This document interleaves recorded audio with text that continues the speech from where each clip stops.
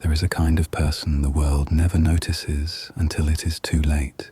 Not the brilliant ones, not the dangerous ones, the observant ones, the quiet people at the edge of the room who watch and remember and say nothing while everyone else performs their lives in front of them, certain that no one is keeping score. This is the story of one of those people. She noticed something once, about a man she used to work with. She carried it for years, and then she made the only mistake of her careful, patient life. She told him. 3 weeks after the triumph of The Patron, Conrad Ashby announced the second installment of his final trilogy. The press release was 2 sentences long. The play was called Vera. It would star, once again, his son. Eli had not slept well in those 3 weeks. He told himself it was the schedule, the pressure of carrying a dying man's legacy, the strange intensity of performing his father's most personal work while his father watched from the front row, hands folded on his cane, with that expression Eli had stopped being able to read. It was not the schedule.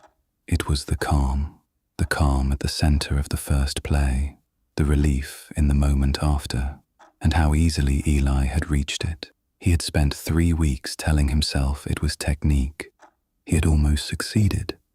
Then the script for Vera arrived, hand-delivered in his father's own envelope. On the first page, in Conrad's handwriting, was a note. This one will ask more of you. Eli read the play in one sitting, alone, at night. When he finished, he sat for a long time without moving, because the killer in The Patron had been a man who lost control. The killer in Vera was a man in complete command of himself. To understand the second play, you have to understand the woman it was written about. The play calls her Vera. It is the only one of Conrad's plays named after its victim, and the name was not chosen idly.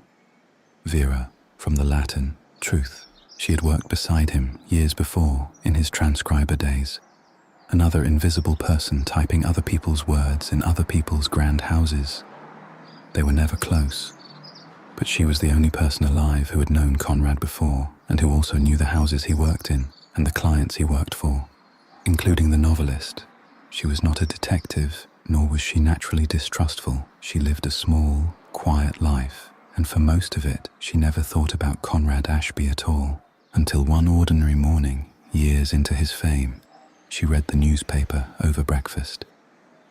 There was an item about an unsolved case, an old one, recently reopened, half a column on an inside page, a man who had vanished from his home years before, a few personal valuables gone, no sign of forced entry, no body ever found, the kind of thing most people's eyes slide straight past. Vera did not slide past it, because she had seen that exact case before. Not in life, on a stage, down to the missing valuables, the untouched lock, the absence at the center of it. It was the spine of a Conrad Ashby play she had watched 18 months earlier, a play the critics had praised for its impossible, almost frightening realism. She sat with her cooling tea for a long time. A play could resemble a real case. Coincidence existed. She told herself that. But she had known Conrad before. She had typed in the same grand houses he had typed in, and once the thought had arrived, she could not make it leave. So she did the only thing a careful person can do with a thought like that. So she went back and looked. She started with the play that had made him, his debut, the one that had appeared, fully formed, within weeks of a wealthy novelist's death. A novelist Vera had once typed for, in a study she had sat in, a study the play described down to the position of the lamp. At the time, like everyone else, she had called it genius. Now she read it again, and her skin went cold. After that, she saw every play he wrote. She sat in cheap seats with a notebook and wrote down the details, the ones that were too specific, too tactile, too known. She cross-referenced them in her quiet evenings against old newspapers, unsolved cases, unexplained deaths, disappearances. Again and again, the plays got there first. The folder grew. It was never proof. It was never anything a court would look at twice. She had no one to tell, and no reason to believe anyone would listen if she did. But the pattern became a weight she could no longer carry alone. Vera did not want money. She did not want justice exactly. She had long ago concluded that proof would never exist. She wanted acknowledgement. She had spent years alone inside a terrible knowledge, and she needed, the way a drowning person needs air, for one other human being to know that she knew. There was only one person on earth who could give her that, so she wrote to him. The letter did not accuse him of anything. She was far too careful for that, even now. She wrote that she had read something recently, a case in the papers, and that it had brought back memories of the old days, of the houses they had both worked in, of people they had both known. She wrote that there was something she had been turning over for a long time, and that she would be grateful for the chance to speak with him in person. It was a gentle letter, a reasonable letter. To anyone else, it would have read as an old colleague reaching out across the years. Conrad understood every word of it. Conrad invited her to dinner. That was the first thing that should have frightened her. How graciously he responded. A man with nothing to fear might have replied politely, vaguely, or not at all. Conrad replied within the day. A handwritten card, warm and immediate. Of course I remember you. It has been far too long. Come to dinner. We'll talk properly. He had read her careful, harmless letter and seen straight through it to the thing underneath, because a man carrying what Conrad carried was always reading for it, in every letter, every interview, every unexpected face in a crowd. A former colleague from the transcriber years did not surface after all these years to reminisce. She surfaced because she had noticed something. The only question left was how much and how many others she had told. He intended to find out over dinner. By then, Conrad Ashby was 51 years old and one of the most celebrated writers alive. He had a grand house, he had a legacy taking shape, and he had a son, a quiet, serious boy of 10, who loved him completely and whose existence the public knew only as the most touching fact of the great man's biography. The orphan he had taken in, the tragedy he had answered with love. Conrad had built, from a few nights of violence, an entire life, and this careful, patient woman, with her folder and her years of notes, was the only thing in the world that could take it from him. They had dinner. The play renders the scene almost in real time, and it is one of the most unsettling things Conrad ever wrote, because nothing happens. Two old colleagues eat a good meal. They reminisce. And then Vera, with the courage of a woman spending years of it at once, says what she came to say. She tells him what she read and what she remembered, and what she found when she went looking, the case in the papers, the study she had once sat in, the plays that knew things no play should know, the folder. She does not threaten him, she does not ask for anything. She says, and Conrad preserves her words exactly as he remembered them. I don't need anything from you. I just needed to tell the one person who would understand. And Conrad listens. That is the horror of the scene. He listens the way no one had ever listened to her in her entire unnoticed life, completely, warmly, leaning in, his whole attention on her like sunlight. He thanks her. He tells her she is the most perceptive person he has ever known. He asks for a few days to think about everything she has said. Before the evening ends, he asks whether she has told anyone else. He walks her to the door. He helps her into her coat, and then, the play is precise about this, he gives her a brief embrace. The way one embraces someone before a long journey. She does not know why her eyes sting. The stage direction reads, he is already grieving her. She went home that night feeling, for the first time in years, light. It had gone better than she had ever dared hope. Conrad sat alone in his study for most of that night. The play does not pretend the decision was hard. That was what separated Vera from the patron. The first time, his hands had moved before his mind. This time, his mind had gone ahead of them. It had finished before she reached the street. He could trust her discretion. But trust was alone, and he had a life that could not survive a single missed payment. He could pay her, But she had asked for nothing, and a woman who wants nothing cannot be bought. He could confess. The possibility passed through him cleanly, without taking root. In the hours before dawn, Conrad got up from his desk. He climbed the stairs. He opened, very quietly, the door to his son's bedroom and stood watching the boy sleep. This child who loved him, who trusted him absolutely, whose whole world stood on the foundation of who he believed his father to be. The play ends, the scene there. Conrad in the doorway. The boy asleep. Conrad waited 11 days. He had learned from the first time that invisibility was the perfect alibi, but invisibility had been given to him then, by luck and by his own unimportance.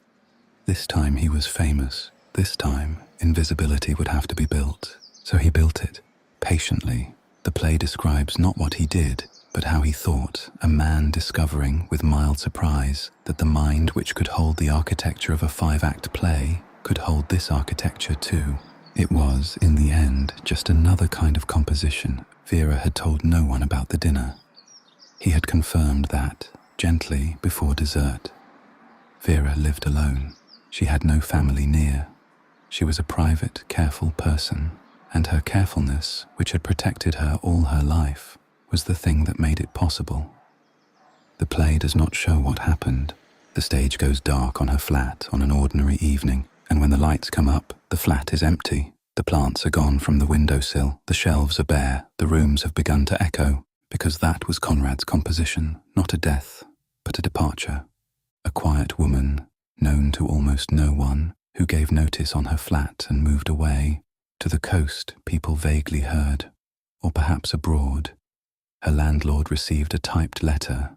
Her few acquaintances received nothing and noticed almost nothing, because she had spent her whole life teaching the world not to notice her.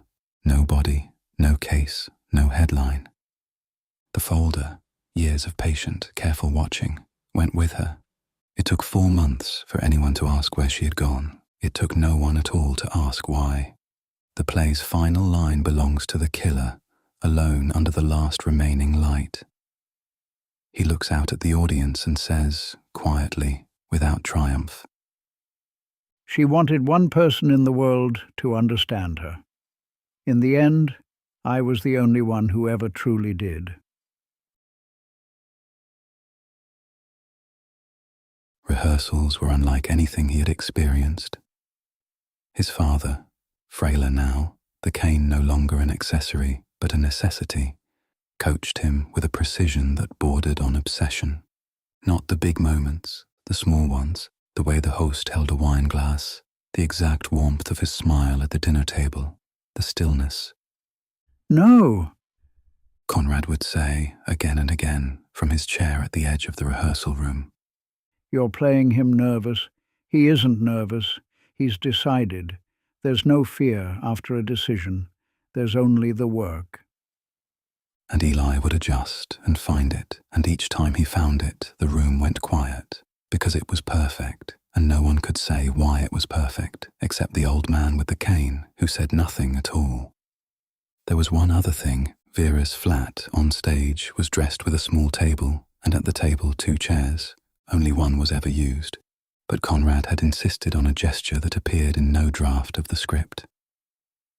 When Vera was thinking, with her folder, alone in the lamplight, she would pause in her work, reach across, and set the empty chair, draw it out an inch, angle it toward her the way you set a chair for someone expected, then rest her hand on its back for a moment as if in greeting and return to her clippings as though nothing had happened.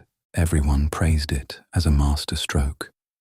The loneliness made visible, the listener who never came. Conrad accepted the praise and offered nothing.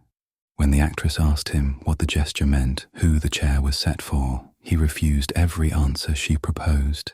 In the end, he showed her himself once in a closed rehearsal.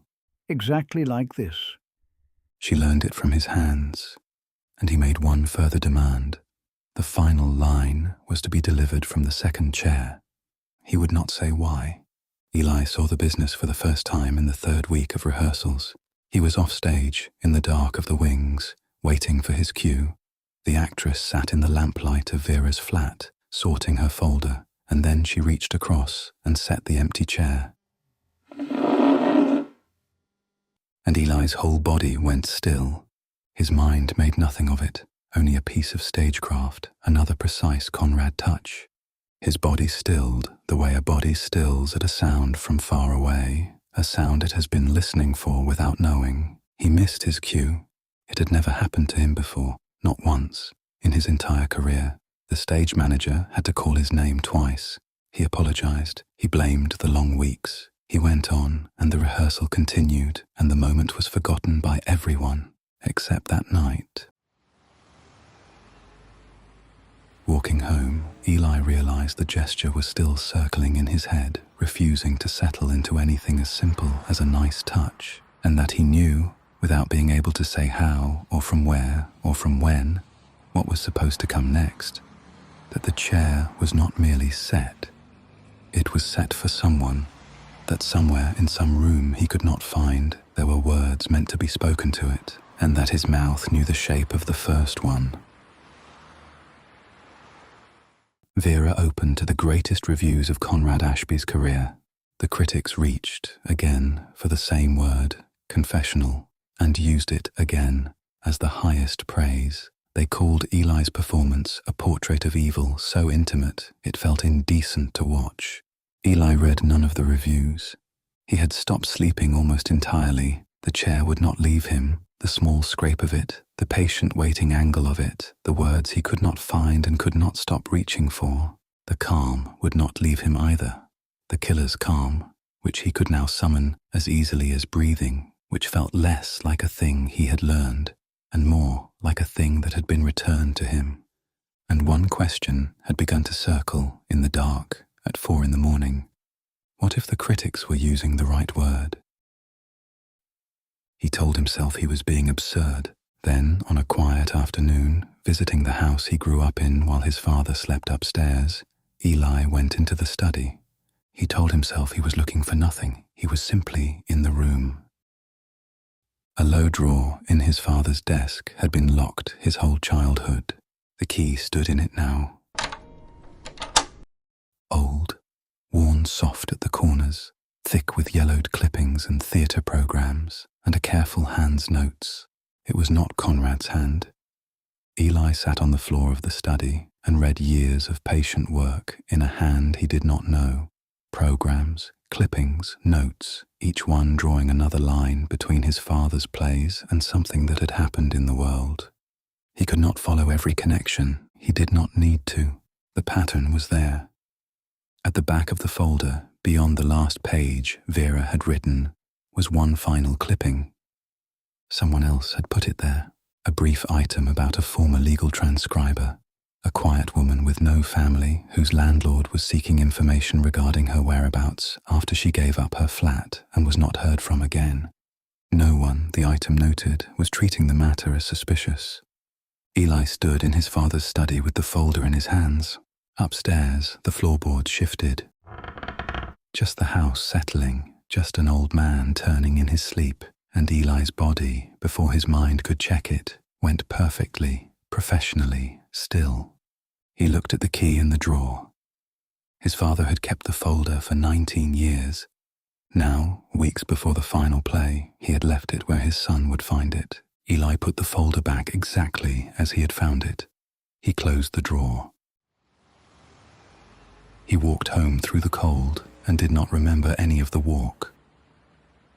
One play remained. His father had already announced it.